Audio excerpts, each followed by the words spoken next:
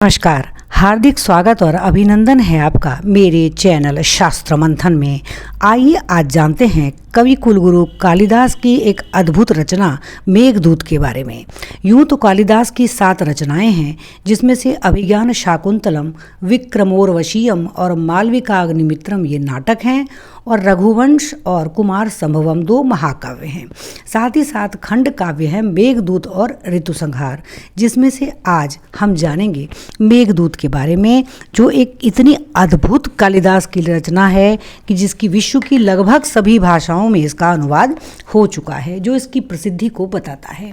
मेघदूत एक लघुकाय खंड काव्य है, जिसमें 121 पद्य मंदाक्रांता छंद में लिखे गए हैं। इसकी कोई ऐसी विशेष वस्तु अथवा कथा नहीं है, लेकिन राजाधिराज कुबेर द्वारा दंड प्राप्त किए हुए कोई यक्ष अपनी पत्नी से दूर रामगिरी आश्रम में 1 साल तक निवास करने के लिए जब विवश हो जाता है, तो आषाढ़ मास के प्रथम दिन ही उसे पर्वत शिखर पर एक मेघखंड दिखलाई पड़ता है। तुरंत ही वह अलका में यानी अलकापुरी में अपनी पत्नी के समीप एक संदेश प्रेषण करने के लिए इस मेघ को दूत बनाने का विचार करता है।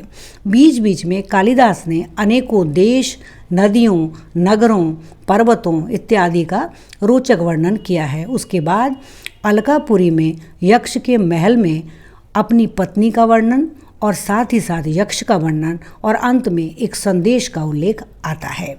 इस प्रकार इस खंड काव्य में 2 भाग हैं। एक है अपूर्व मेघ, जिसमें मेघ के मार्ग का वर्णन है, और दूसरा है उत्तर मेघ, जिसमें अलकापुरी, यक्ष का घर, यक्ष की पत्नी और उसका महत्वपूर्ण संदेश है।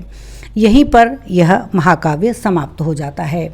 इस गीति काव्य को अगर आप गागर मान लें, तो कवि कुलगुरु कालिदास ने अपनी भावना के अथाह सागर को इसमें उड़ेलने का सफल प्रयास किया है।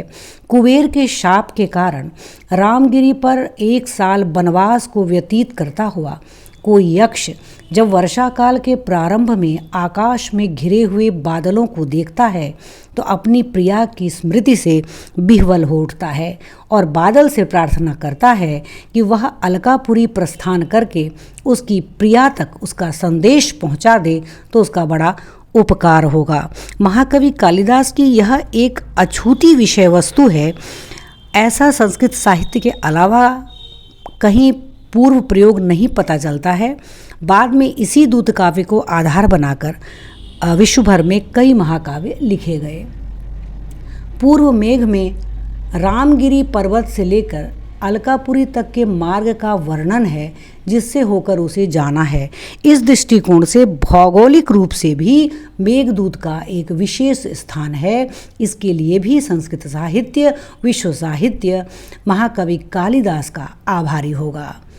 इस महाकाव्य में, इस गीति काव्य में बादल और विभिन्न प्रकार के फूलों की छटा, उज्जैनी और उसके महाकाल मंदिर का दर्शन, सुंदर रात्रियों का, सुंदर दिन का, विभिन्न प्रकार के आभूषणों का, विभिन्न प्रकार की यक्षों की जो विलासमय सृष्टि होती है, उनका जो संसार होता है, उसका बेहद अद्भुत चित्रण मेघदूत में प्राप्त होता है। मात्र 121 पद्यों में, श्लोकों में बहुत ही सुंदर ढंग से कालिदास ने अपनी बात को रखा है। मेघदूत का प्रधान रस करुण रस है, श्रृंगार रस इसका प्रधान रस नहीं है। ये एक गीति काव्य है और मेघ को दूत बनाकर प्रेषित करने की जो कल्पना है, उसका बीज संभवतः रामायण में वर्णित हनुमान को दूत बनाने की घटना को माना जा सकता है। कुमार संभवम और रघुवंश के समान मेघदूत किसी पौराणिक अथवा ऐतिहासिक आधार पर आधारित नहीं है। यह पूर्णतः कल्पना प्रसूत होते हुए भी एक अत्यंत सुंदर गीति काव्य है। पूर्व मेघ में जहाँ एक ओर मेघ के मार्ग का वर्णन है, वहीं उत्तर मेघ में अलकापुरी के सुंदर वर्णन के पश्चात यक्ष का वह प्रसिद्ध संदेश है, जिसमें कालिदास ने अपने प्रेमी हृदय को अभीष्ट भावना से भर दिया है। काव्य का प्रामाणिक कलेवर यहीं पर समाप्त हो जाता है। कवि ने अपने काव्य को सुखांत बनाने के लिए उसमें दो पक्ष संयुक्त कर दिए हैं, जिसमें संकेत है कि कुबेर ने यक्ष के संदेश की बात सुनकर प्रसन्न होकर दोनों वियुक्त प्रेमियों का मिलन करा दिया है।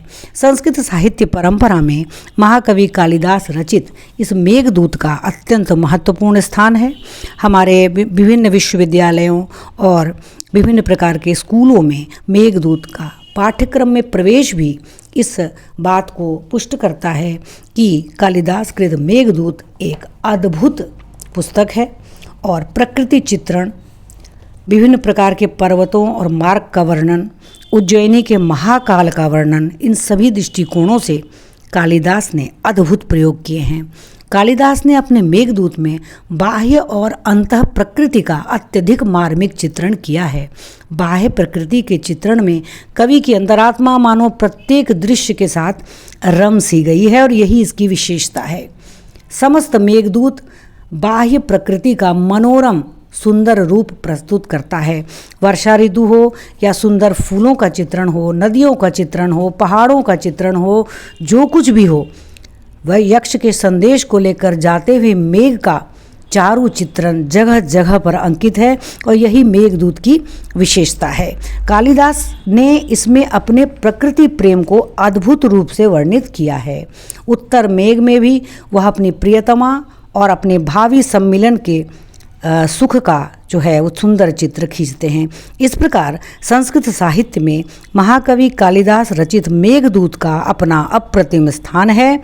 जब तक ये धरती है, जब तक साहित्य है, जब तक संस्कृति है, तब तक कालिदास और उनकी यह रचना अमर रहेगी। जय श्री हरि। ओम नमो भगवते वासुदेवाय।